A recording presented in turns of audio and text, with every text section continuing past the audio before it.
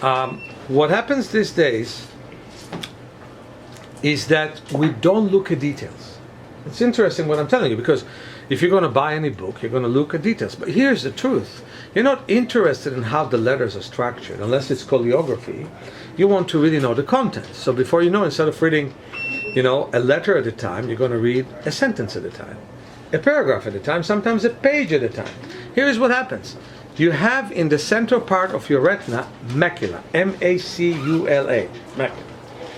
This nice lady knows what it is simply because she's having a problem with it.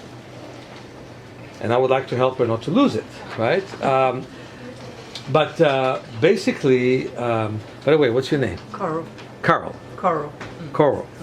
Coral knows what it is, but the rest of you have to know what it is, and it is the central part of the photoreceptor fields within the retina that sees fine details. It is only 1.5% of the whole size of the photoreceptor fields. So it can only see a small area at a time. It cannot see a big area at a time. And because it can only see a small area at a time, the moment that you look at a big area all at once, like instead of a letter at a time, you look at a whole paragraph or a whole page, none of it is as clear as it could be. None of it is as acute as it could be, because the cells around the macula are not equipped to see as well. By the way, eagles have 2 maculas, so they can actually see a prey and fly towards it from half a kilometer. We have 1 macula, and it's a good one, better than the primates have, better than many animals have, and we don't use enough of it. And the result is it degenerates. First of all, we don't see well, and then we lose the macula. Okay? Another thing that happens is we never learn to adjust to different light frequencies in the modern time. For one thing, let me be controversial. I guess I wasn't until now, right? I'm against sunglasses. Is that controversial? Yes. Very good. Almost every ophthalmologist in the world will tell you to wear them much of the time. They even will tell you to wear them indoors in strong fluorescent light, right? I am extremely, extremely against them, because sunglasses do few things. First of all, they don't allow your pupils to constrict all the way. And without the pupil constricting all the way, we can never see as well. Okay? Just give you a sense of it. Look through your fist at anything, whether it's a book, whether it is a purse, anything, look through your fist. Do you see how clear it is when you look through your fist? Mm-hmm. That's what the pupils do when they narrow or constrict within the eye. That's why we sell pinhole glasses. You can see through that. But you have a pinhole effect when you can adjust to the sun. If people say sun bothers me, they tell me my pupils are weak. Some people are bothered by walking. Is that good for them then to not walk? No. They need to walk. Same thing is here. Instead of deciding I'm bothered by the sun, adjust to the sun. And the way to adjust to the sun is described well in my literature. And by the way, I really hope to see some of you, as far as it is, like an hour and 15 minutes from here to go to Cambridge. I'd like to see some of you in my workshop in Cambridge, unless you want to come to Italy to see me there. Would be nice. San Francisco would be good, yeah. But anyway, what I'm saying is, so anybody tell me Cambridge is far, just understand other distances, right? But anyway, the exercise is that we close our eyes and we move the head from side to side. As we face the sun, the pupils constrict. As we move away, the pupils expand. And that's a nice, biceps curls with weights. So you strengthen your iris muscles. So we need to adapt to the sun and not escape the sun, and only wear sunglasses when the sun is in our eyes when we drive, or if we go to ski or something. Or if you now had a disease and you get out of bed, it's hard to adjust to the light. Things of that nature. Make it a real exception, unless you go to a nice party and you want to wear sunglasses. There's no problem with that, Just like it's not good for your back to have high heels, but if a lady goes twice or 3 times a year, well, good luck, yeah, to a party with high heels, it's no big deal, right? But what I'm saying is we really need to learn to start to adjust to the sunlight. But there's the other side of it. Look when we have the lecture. We have the lecture today Supposedly it was supposed to start at 6:30.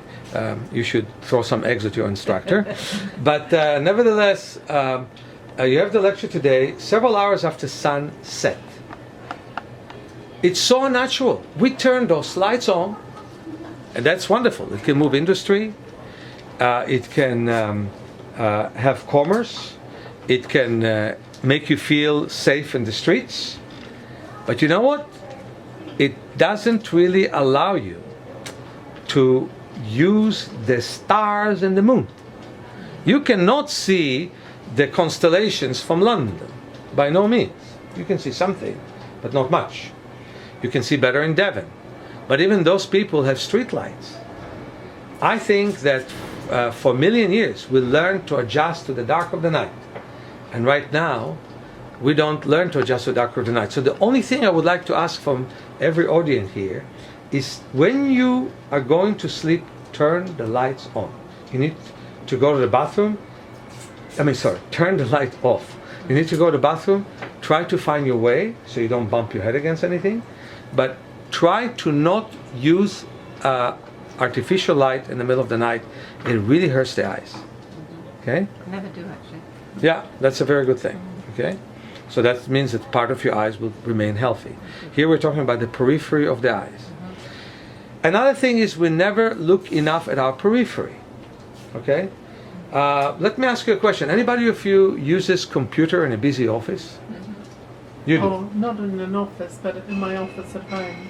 No, office. Anybody use a computer in a busy office, in a library, at home, at work, anywhere? Yes, about an hour a day. An hour a day.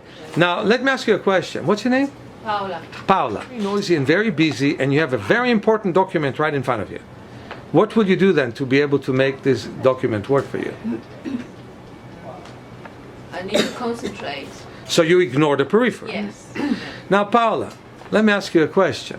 Let's say that I give you a laptop, send you to the wild jungle, and you will concentrate talking about the adventures you have in the jungle, and you will ignore your periphery. A week later, will you be here to tell us about all your adventures? Probably not. I think you'd be eaten, right? Basically, for a million years, humanity developed peripheral vision, right? For a million years. And right now, we are blocking it every day. Every time we can block it, we block it. Okay? Paula described how, but not only Paula. Even when you sit at home, what do you care about the walls? What do you care about the ceiling? What do you care about the desk? You have the computer. So before you know, you put so much strain on the central vision. We don't use it enough. We don't look at enough details. We try to count picture with the central periphery and the macula. But then we don't pay attention to the peripheral vision. So that's what happens to us. And that is the reason for high pressure in the eyes, and that's the reason for glaucoma. Okay? Cataracts, because we don't look enough at a distance. Macular degeneration, because we don't look at details enough. Small details, fine details. Glaucoma, because we don't have enough peripheral vision. You see where things start. They start with our normal activity. And that's what makes my book so important. Because I try to create a silent revolution. And the revolution is giving you tools to work on yourself every day in response to your lifestyle. Not as Londoners or as British people, but as modern people. Anywhere you are, anywhere they exist, you need to do some things that are not being done by most people. And that's why I have the 7 principles of natural vision improvement. Can you